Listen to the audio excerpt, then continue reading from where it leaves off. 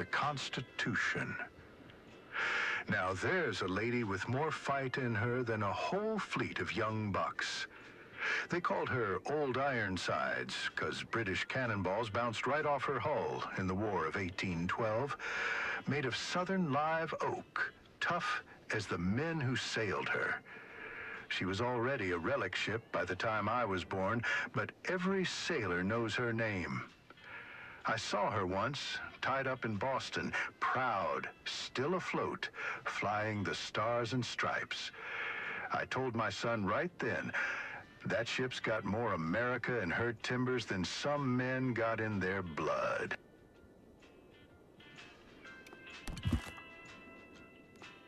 John Barry, a name every sailor ought to salute. Born in Ireland, but he gave his heart to America.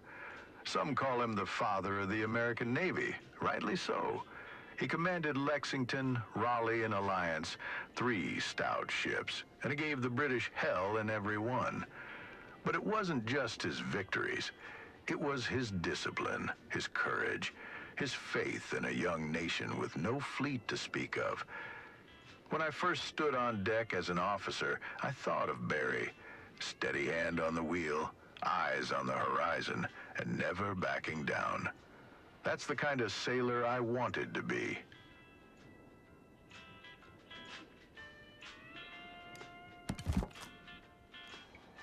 The Monitor.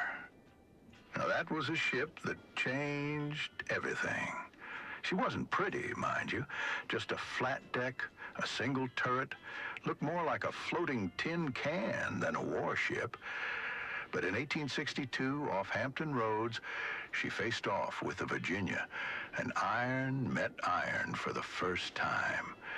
No sails, no broadside rows, just steam and metal. That battle showed the world the age of wooden ships was ending. When I first read about it as a boy, I couldn't believe it was real, but she was. And every warship that came after owes something to that little turreted marvel.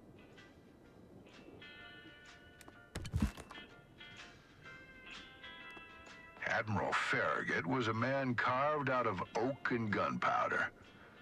When the mines, back then we called them torpedoes, lined Mobile Bay, most men hesitated. Not Farragut. He lashed himself to the rigging and shouted, "Damn the torpedoes! 4 bells, Captain Drayton. Go ahead. Duet, full speed." And by God, he meant it. That kind of courage isn't taught. It's born from years at sea, salt in your veins, and faith in your crew. I told my boy, if he remembers anything about leadership, let it be that moment. When the world says stop, but your country needs you to go, you go.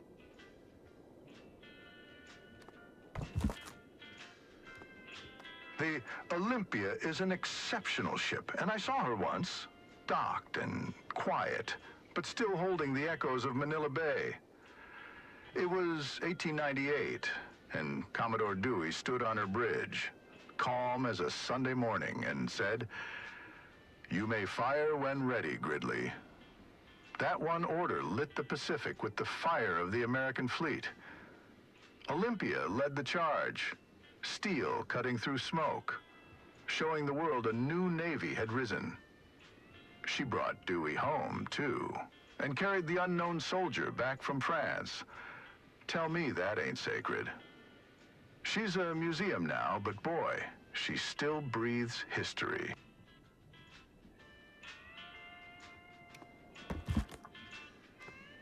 Now that was a sight to stir any sailor's heart. The Great White Fleet. 16 battleships painted gleaming white, steam rising like halos, flags snapping in the wind. Roosevelt sent them round the world in 1907, not for war, but to show the world what the United States could do. Power, yes, but also peace through strength. I wasn't born yet, but every old salt I knew talked about it like a legend. It was a message. We had arrived, and we weren't backing down. My boy asked once what pride looks like. I showed him a picture of that fleet.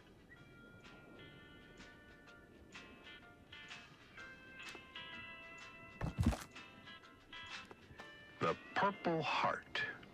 It's not a medal you hope to earn, son. It's not for glory, not for conquest. It's for sacrifice. Given to those wounded or killed in service to this country. George Washington started it, back when we were just rebels with a dream. I've saluted men with that medal pinned to their chest, and others who never made it home to wear it. It's quiet, solemn, and heavier than it looks. I told my boy, if you ever see one, show respect. That ribbon was paid for in blood.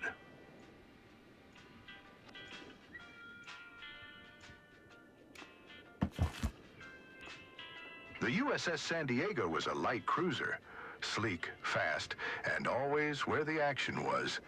She earned more battle stars than most ships her size in World War II, 18 in total. From Guadalcanal to Okinawa, she was there, guarding carriers, blasting shore batteries, and keeping the skies clear of enemy planes. She wasn't the biggest ship, but she had heart, and her crew was as tight as any I ever met. I knew a radio man from the San Diego. He said she ran like a watch and fought like a lion.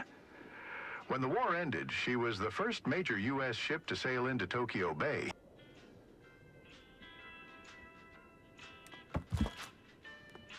I keep a shell fragment on my desk, jagged, scorched, and heavy as memory.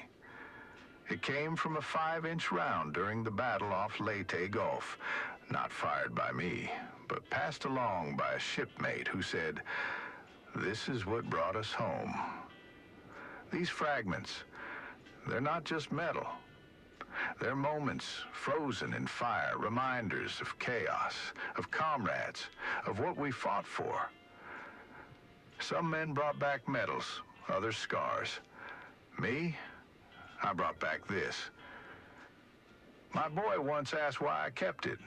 I told him, it's not a weapon anymore. It's a witness.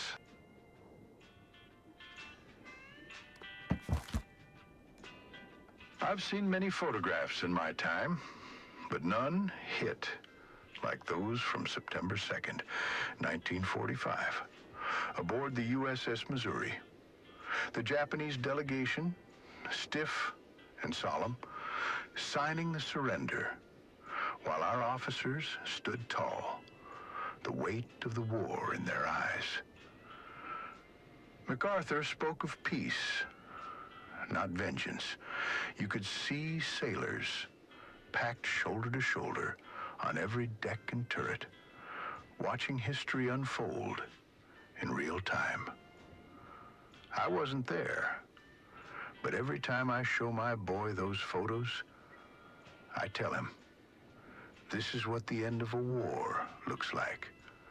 Not cheers, just silence, relief, and the beginning of something better.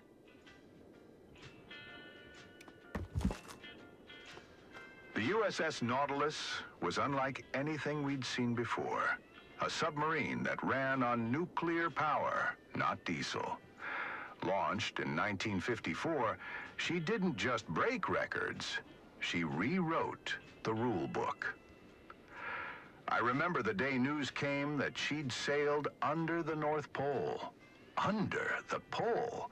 That wasn't just engineering, it was audacity. She was quiet, fast, and able to stay submerged longer than any of us thought possible. I told my son, Nautilus wasn't just a submarine, she was a signal. The sea was changing, and we were ready for it. First of her kind and a proud daughter of the Navy. Now, there's a name that carries weight. Enterprise. Not the Starship, son, the real one. The Big E. She fought in more battles than I can count. Midway, Guadalcanal, the Philippine Sea. Took hits, lost men, but never lost heart. Some called her the Gray Ghost because she always came back no matter how bad it looked. I knew a pilot who flew off her deck. He said it felt like flying from the hand of God. When the war ended, Enterprise had earned 20 battle stars, more than any other U.S. ship in the war. That wasn't just steel and rivets. It was grit, courage, and the soul of the fleet.